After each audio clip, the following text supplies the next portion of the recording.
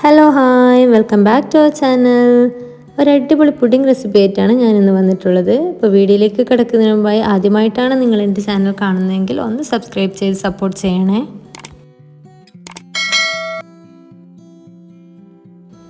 നമ്മുടെ അടുക്കളയിൽ നാം ഉപയോഗിക്കുന്ന ഒരു വെജിറ്റബിളാണ് കുമ്പളം അല്ലേ? കുമ്പളം, കൂഷ്മാണ്ഡം, ഇളവൻ അങ്ങനെ വിവിധ സ്ഥലങ്ങളിൽ വിവിധ പേരിൽ അറിയപ്പെടുന്ന ആഷ്ഗാർഡ് ഒരുപാട് ഔഷധ ഗുണങ്ങളുള്ള വെജിറ്റബിൾ ആണെന്നാണ് പറയപ്പെടുന്നത്. ബോഡി വെയ്റ്റ് ലോസ് ചെയ്യാനും ശരീര സൗന്ദര്യം വർദ്ധിപ്പിക്കാനുമൊക്കെ ഈ കുമ്പളം പലരും പല രീതിയിൽ ഉപയോഗിക്കാറുണ്ട് അല്ലേ? എങ്കിൽ കൂടി ഒരു വെജിറ്റബിൾ എന്ന നിലയ്ക്ക് എല്ലാവരും അത്ര ഇഷ്ടത്തോടെ ഇത് കഴിക്കണമെന്നില്ല. എന്നാൽ ഞാൻ ഇന്ന് കാണിക്കുന്ന ഈ ഇളവൻ പുഡിംഗ് അല്ലെങ്കിൽ കുമ്പളം പുഡിംഗ് നിങ്ങൾ പുഡിംഗ് ഇഷ്ടപ്പെടുന്നവരാണെങ്കിൽ തീർച്ചയായും നിങ്ങൾക്കിത് ഇഷ്ടമാവും. അങ്ങനെയാണെങ്കിൽ നമുക്ക് കറിക്ക് പകരം കുമ്പളം പുഡിംഗ് ഉണ്ടാക്കി കഴിക്കാം അല്ലേ? അപ്പോൾ പുഡിംഗ് എങ്ങനെയാണ് ഉണ്ടാക്കുന്നത് നമുക്ക് നോക്കാം. അപ്പോൾ പുഡിംഗ് ഉണ്ടാക്കാനായി നമുക്ക് ആദ്യം വേണ്ടത് കുമ്പളം തന്നെയാണ്. കുമ്പളം, ഇളവൻ ഓർ ആഷ്ഗാർഡ്. ഒരു മീഡിയം സൈസ് കുമ്പളങ്ങയുടെ പകുതിയാണ് ഞാനിവിടെ എടുത്തിട്ടുള്ളത്. അതുകൂടാതെ പിന്നെ നമുക്ക് വേണ്ടത് ചൈന ഗ്രാസ് ആണ്. ചൈന ഗ്രാസ് അഥവാ അഗർ അഗർ. ഞാനിതിവിടെ ഒരു 10 ഗ്രാമിൻ്റെ 2 പാക്കറ്റ് എടുത്തിട്ടുണ്ട്. ഞാനിത് 1 ലിറ്റർ പാൽ വെച്ചാണ് ചെയ്യുന്നത്. അപ്പോൾ 1 ലിറ്റർ പാലിന് 20 ഗ്രാം ചൈന ഗ്രാസ് ആവശ്യമുണ്ട്.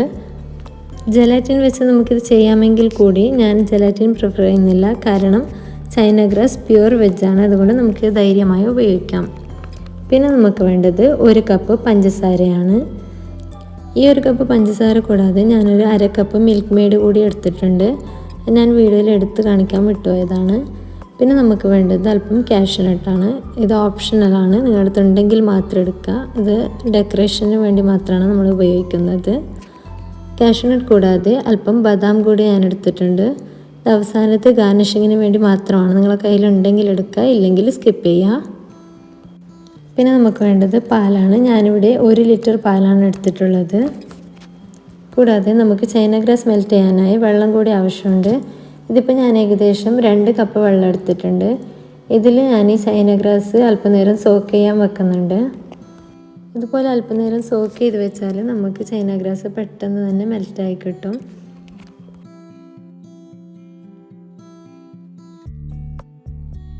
ഇപ്പോൾ ചൈന ഗ്രാസ് ഞാൻ സോക്ക് ചെയ്ത് വെച്ച് ഇനി നമുക്ക് ഈ കുമ്പളം ഒന്ന് മുറിച്ചെടുക്കേണ്ടതുണ്ട്. ഇത് മുറിക്കാനായിട്ട് ആദ്യം ഇതിൻ്റെ തൊലി ഒന്ന് കളയണം. തൊലി കളഞ്ഞാണ് മുറിച്ചെടുക്കേണ്ടത്.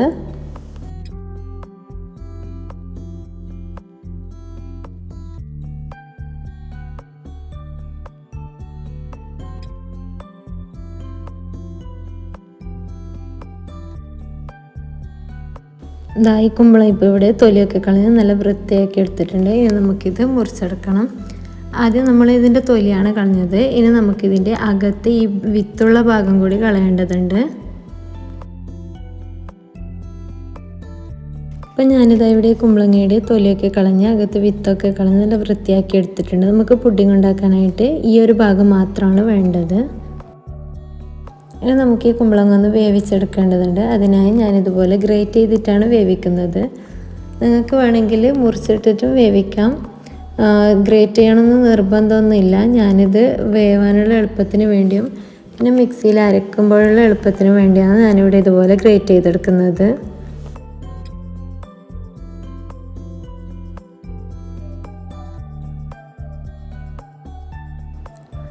ഞാനിപ്പോൾ ഈ കുമ്പളം മുഴുവനായി ഇവിടെ ഗ്രേറ്റ് ചെയ്തെടുത്തിട്ടുണ്ട്. നമ്മൾ ഇതുപോലെ ഗ്രേറ്റ് ചെയ്തെടുത്താൽ നമുക്ക് പെട്ടെന്ന് വെന്ത് കിട്ടും. എന്നിട്ട് നമുക്കിതൊന്ന് നന്നായി വേവിച്ചെടുക്കേണ്ടതുണ്ട്.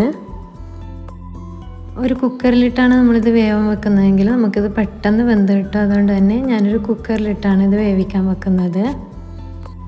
കൂടാതെ നമ്മളിത് ഗ്രേറ്റ് ചെയ്തിട്ട് വേവിക്കുന്നതുകൊണ്ട് തന്നെ നമുക്കിതിലേക്ക് വെള്ളം ചേർത്ത് കൊടുക്കേണ്ട ആവശ്യമില്ല. നമ്മൾ ഗ്രേറ്റ് ചെയ്യുന്ന സമയത്ത് അതിൽ നിന്ന് അല്പം വെള്ളം ഇറങ്ങി വന്നിട്ടുണ്ടാകും. അതേ വെള്ളം മതിയാവും. പിന്നെ ഞാനിതിലേക്ക് അല്പം പഞ്ചസാര ചേർത്ത് കൊടുക്കുന്നുണ്ട്. നമ്മൾ ആദ്യം എടുത്ത് വെച്ച 1 കപ്പ് പഞ്ചസാരയിൽ നിന്നും പകുതി ഇതിലേക്ക് ചേർത്ത് കൊടുത്ത് വേണം വേവാൻ വെക്കാനായിട്ട്. പിന്നെ കുമ്പളങ്ങയുടെ വേവൊന്നും പ്രത്യേകിച്ച് എടുത്ത് പറയേണ്ട ആവശ്യമില്ലല്ലോ, അത് എല്ലാവർക്കും അറിയുന്ന കാര്യം തന്നെയാണ്. അപ്പോൾ എനിക്കിത് 2 വിസിലാകുമ്പോഴത്തേക്കും വെന്ത് കിട്ടിയിട്ടുണ്ടായിരുന്നു. കൂടാതെ ഞാനിത് വേവിക്കാൻ വെക്കുന്ന സമയത്ത് അല്പം പോലും വെള്ളം ചേർത്ത് കൊടുത്തിട്ടുണ്ടായിരുന്നില്ല. ഗ്രേറ്റ് ചെയ്യുന്ന സമയത്ത് അതിൽ നിന്ന് ഇറങ്ങി വന്ന വെള്ളം മാത്രമാണ് വെച്ചത്. കൂടാതെ പഞ്ചസാരയും ഇട്ടിരുന്നല്ലോ. അപ്പോൾ നോക്കി ഇതിൽ തന്നെ വെള്ളം എക്സസ് ആയി കിടക്കുന്നുണ്ട്. ഇനി ഞാനിത് വേറൊരു ബൗളിലേക്ക് മാറ്റുന്നുണ്ട്. ഒന്ന് പെട്ടെന്ന് തണുത്ത് കിട്ടാൻ വേണ്ടിയിട്ടാണ് വേറൊരു പാത്രത്തിലേക്ക് മാറ്റുന്നത്. അപ്പോൾ ഇതൊന്ന് ഇവിടെ കിടന്ന് നന്നായി തണുത്ത് വരട്ടെ. നമുക്കിത് തണുത്തതിന് ശേഷമാണ് അരച്ചെടുക്കാനായിട്ട്. അപ്പോൾ നമ്മുടെ കുമ്പളങ്ങ ഇവിടെ നന്നായി തണുത്ത് വന്നിട്ടുണ്ട്. ഇനി നമുക്കിതൊരു മിക്സിയുടെ ജാറിലിട്ട് അരച്ചെടുക്കാം. ഇതിനോടൊപ്പം തന്നെ ഞാനൊരു 5 ഏലക്ക കൂടി ചേർത്ത് കൊടുക്കുന്നുണ്ട്. ഇത് നിങ്ങളുടെ ഫ്ലേവറിനനുസരിച്ച് കൂട്ടിയോ കുറച്ചോ എടുക്കാവുന്നതാണ്. ഞാനിപ്പോൾ ഇത് ഈ കുമ്പളങ്ങ നന്നായി തന്നെ അരച്ചെടുത്തിട്ടുണ്ട്. നമുക്കിനി ഇത് മാറ്റി വെക്കാം. ഇനി നമുക്ക് പുഡിംഗ് റെഡിയാക്കാനായിട്ട് എടുത്ത പാലൊന്ന് ചൂടാക്കിയെടുക്കാം. ഈ സമയത്ത് ഞാനിതിലേക്ക് ബാക്കിയുള്ള പഞ്ചസാര കൂടി ചേർത്ത് കൊടുക്കുന്നുണ്ട്. ഇതേ സമയം തന്നെ നമുക്ക് മറ്റേ അടുപ്പിൽ ചൈന ഗ്രാസ് മെൽറ്റ് ചെയ്യാൻ കൂടി വെക്കാം. ഇപ്പോഴിതാ നമ്മൾ ഈ വേവാൻ വെച്ച ചൈന ഗ്രാസ് ഒന്ന് തിളച്ച് വന്നിട്ടുണ്ട്. ഹൈ ഫ്ലെയിമിലിട്ടാണ് ഞാനിത് വേവാൻ വെച്ചത്. കൂടാതെ വെള്ളം അധികമൊന്നും ചേർത്തിട്ടില്ല. 2 കപ്പ് വെള്ളമാണ് ചേർത്തത്. അതുകൊണ്ട് തന്നെ ഇത് നന്നായി ഒന്ന് ഇളക്കി കൊടുക്കേണ്ടതുണ്ട്. ഇതേ സമയം തന്നെ നമ്മൾ മറ്റേ അടുപ്പിൽ പാല് വെച്ച കാര്യം മറന്നു പോകരുത്. കൂടാതെ ലോ ഫ്ലെയിമിലിട്ട് വേണം പാല് ചൂടാവാൻ വെക്കാനായിട്ട്. ഇനി പാലൽപ്പം ചൂടായി വരുമ്പോൾ നമ്മൾ ഇതിലേക്ക് എടുത്തു വെച്ചിരുന്ന മിൽക്ക് മെയ്ഡ് കൂടി ചേർത്ത് കൊടുക്കുക.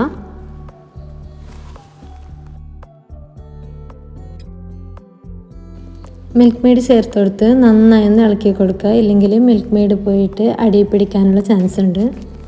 ഇപ്പോഴിത് ചൈന ഗ്രാസ് ഇവിടെ നന്നായി തന്നെ മെൽറ്റായി കിട്ടിയിട്ടുണ്ട്. ഇതേ സമയം നമ്മുടെ പാലും ചൂടായിട്ടുണ്ട്. ഇനി നമ്മൾ ഫ്ലെയിം ഓഫ് ചെയ്ത് രണ്ടും കൂടി മിക്സാക്കി കൊടുക്കാം. പിന്നെ ഒരു കാര്യം ശ്രദ്ധിക്കേണ്ടതെന്ന് വെച്ചാൽ നമ്മുടെ പാൽ ഒരുപാട് തിളക്കാൻ പാടില്ല. അത്യാവശ്യം ഒരു തിള വരുന്ന സമയത്ത് തന്നെ ഫ്ലെയിം ഓഫ് ചെയ്ത് വെക്കുക. ഇല്ലെങ്കിൽ നമ്മൾ ചൈന ഗ്രാസ് മിക്സ് ചെയ്യുന്ന സമയത്ത് പാൽ പിരിഞ്ഞു പോകാനുള്ള ചാൻസ് ഉണ്ട്.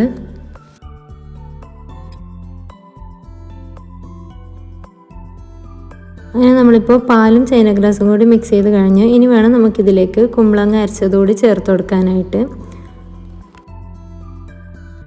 ഇപ്പോൾ കുമ്പളങ്ങ അരച്ചത് ചേർത്ത് കൊടുത്തതിന് ശേഷം നന്നായി തന്നെ ഒന്ന് ഇളക്കി യോജിപ്പിച്ച് കൊടുക്കുക.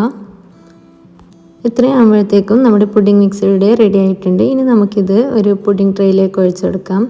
പുഡിംഗ് ട്രേയിലേക്ക് ഒഴിക്കുന്ന സമയത്ത് നമുക്കിത് അരിച്ച് വേണം ഒഴിച്ചു കൊടുക്കാനായിട്ട്.